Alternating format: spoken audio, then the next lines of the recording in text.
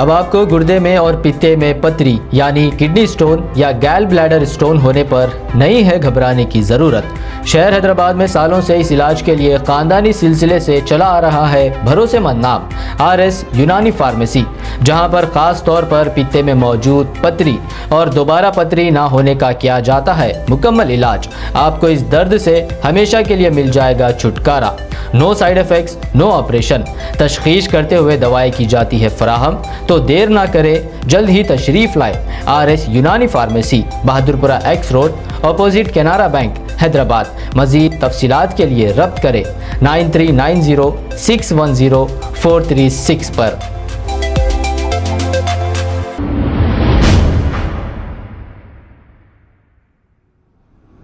अस्सलाम वालेकुम नाज़रीन, मैं अब्दुल-अज़ीज़। आइए देखते हैं आज का खबरनामा। अत्तापुर पिल्लर नंबर 175 के पास हिजाब बैन के खिलाफ मुस्लिम ख़वातीनों ने एहतजाज किया है। आइए देखते हैं ये रिपोर्ट।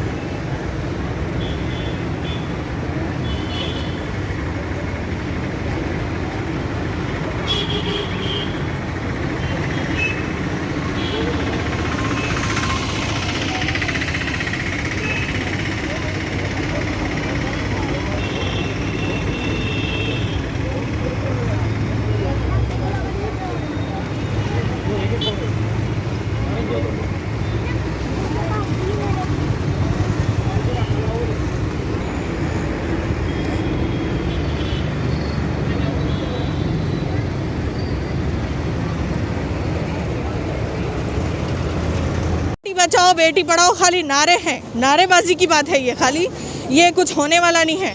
अगर बेटी बचाओ बेटी पढ़ाओ होता तो ये जंग कहाँ से शुरू हुई? ये जंग किसी मस्जिद मंदिर से स्टार्ट नहीं हुई, किसी चर्च गुरुद्वारे से स्टार्ट नहीं हुई, ये जंग स्कूल से स्टार्ट हुई। ये सब ढोंगी बातें हैं। इलेक्शन जीतने के खाली प्रोपेगेंडा डाल दिए, इतना बड़ा मैनिफेस्टो रिलीज़ कर दिए तो नहीं होता। इम्प्लीमेंट करना, इसके ऊपर इम्प्लीमेंट करके दिखाओ। ये बेटी बचाओ बेटी पढ़ाओ खाली बोलने से नहीं होता, आगे आके दिखाओ। अभी तक PM मोदी कुछ नहीं बोल रहे इस बारे में, ये जो कर्नाटक के CM है उन्होंने कुछ नहीं बोल रहे इस बारे में। क्यों भाई, क्यों चुप है आप लोग? क्या ये आप सबकी मिली भगत है ये नाइंसाफ़ी करने की, या फिर ये एक इलेक्शन प्रोपेगेंडा है? हर बार एक मुद्दा उठाओ, इलेक्शन जीत दो, पब्लिक को डिवाइड कर दो। तो पब्लिक को भी मैं कहूँगी ये जात पात के इसमें भेदभाव में मत आइए। कोर्ट में अभी ऑर्डर पेंडिंग है, कोर्ट ने कहा है कि कल फैसला देंगे और हमें इंशाल्लाह यकीन है कि कोर्ट जो है इंसाफ करेंगी, कोर्ट जो है कॉन्स्टिट्यूशन को फॉलो करेंगी, किसी पार्टी को नहीं फॉलो करेंगी। और अगर ये कोर्ट में भी यहाँ पर भी अगर रुक गया तो हम जो है सुप्रीम कोर्ट तक भी जाएंगे और इसी तरह तमाम बहनें हमारी सड़कों पर आकर अपने हक़ के लिए लड़ेंगे। ये ऐसा, ये हिंदुस्तान है, हिंदुस्तान हम सब का है, किसी के बाप का नहीं है जो हमको बोले कि ये खाओ ये पहनो, इतनी उम्र में शादी करो, इतनी उम्र में डिवोर्स करो। ये किसी के बाप की जागीर नहीं है, ये हिंदुस्तान है। इस गुलशन को सब ने मिलकर सजाया है। अगर आप देखेंगे तारीख, रज़िया सुल्ताना कौन थी जिन्होंने जंग आज़ादी में शिरकत करी और आज़ादी के हिस्सा है उन्होंने। मौलाना अबुल कलाम आज़ाद कौन थे? कौन थे? जब हम सब ने मिलकर इस देश को बनाया है तो हम सबका हक़ है इस देश में जीने का, और हमको कॉन्स्टिट्यूशन राइट देता है कि हम अपने हिसाब से पहने, खाएं, पहने, ओढ़ें, घूमें फिरें और बोल लें, और ये हक़ हमसे कोई नहीं छीन सकता। और मैं कहूँगी इस देश में जो मोदी जी कर रहे हैं बहुत गलत कर रहे हैं। आप जो हैं इस देश के नौकर हैं, आपको अवाम ने अपने मामूली से वोट से आपको एक पद पर बिठाया है, वही अवाम अपने वोट का इस्तेमाल करके आपको इस पद से गिराएंगे, आप देखना। क्योंकि आपकी तो ज़िंदगी ख़त्म हो गई ना, फैमिली, आपके घर में लेडीज़ नहीं, कुछ भी नहीं, तो आपको रिस्पेक्ट नहीं मालूम लेडीज़ का, आपका हो गया। अभी जो आप जो गलती कर रहे हैं, इससे आने वाली 100 साल तक जो नस्लें हमारी यूथ है उनके दिलों में आप खलल पैदा कर रहे हैं। आप एक सीनियर हैं, आप एक सीनियर सिटीज़न हैं, आप एक अच्छा मैसेज दीजिए आने वाली जनरेशन के लिए।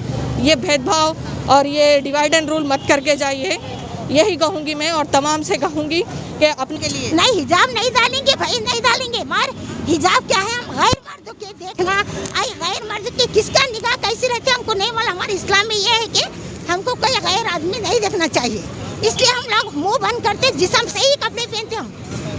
नहीं तो हम खुला खुली फिरते थे भाई, नहीं हमारे इस्लाम में नहीं है तरीका, इसलिए हम लोग ऐसा जाना चाह रहे। आपको समझ में आया तो आप लोग वो क्या करो, या तो आपके जगह आप पहन लिए, हमारी जगह हम पहन लिए। हमारे ड्रेसों को हमारे को कभी एतराज़ नहीं करना। आपको हम कभी एतराज़ करें, आप क्यों ऐसा पहनते बोले? आपको कहीं कोई जा रहे तो रोके, क्यों हमारे को रोक रहे आप लोग? आपको हम लोग को आगे बढ़ाना है, हमारा पूरा अथॉरिटी है हिंदुस्तान में, हम हिंदुस्तान छोड़ के कहीं नहीं जाएंगे। हमारे बाप दादा यहीं पैदा हुए, यहीं मरेंगे, हम भी यहीं मरेंगे। जय Hind.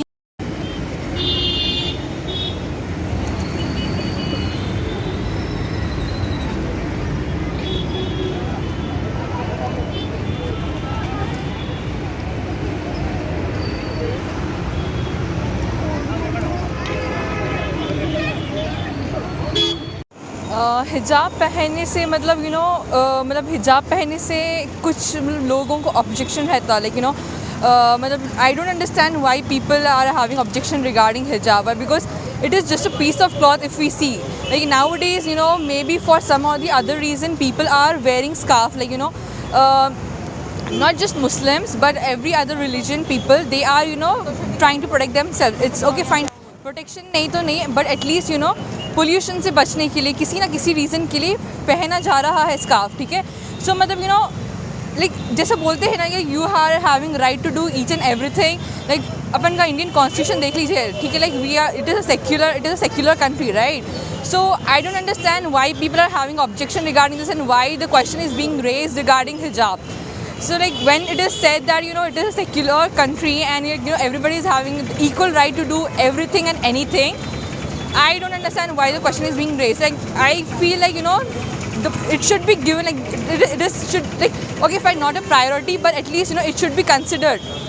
Like if somebody is trying to wear like maybe due to some or the other reason, maybe like okay fine, not professionally or anything, but few people have some personal reasons also due to which they wear, or else apart from that it is a personal choice. Everybody is having equal right? So it is their right, and as we say, like everybody is having an equal right to study, work and everything, so it should be equal right. Person का equal right है, मतलब उसकी खुद की choice है भाई, करना चाहिए, constitutional right. आप कंट्री लाइक सिटीज़न है, आप इंसान हैं, आप कुछ भी हो, हर किसी का हक बनता अपनी मतलब अपन जो करना चाहे वो करने के लिए। खबर है शहर की, खबर है गाँव की, खबर है सारी दुनिया की। 7H न्यूज़ पसंद आए तो लाइक कीजिए, शेयर कीजिए और सब्सक्राइब करना ना भूलें। 7H news.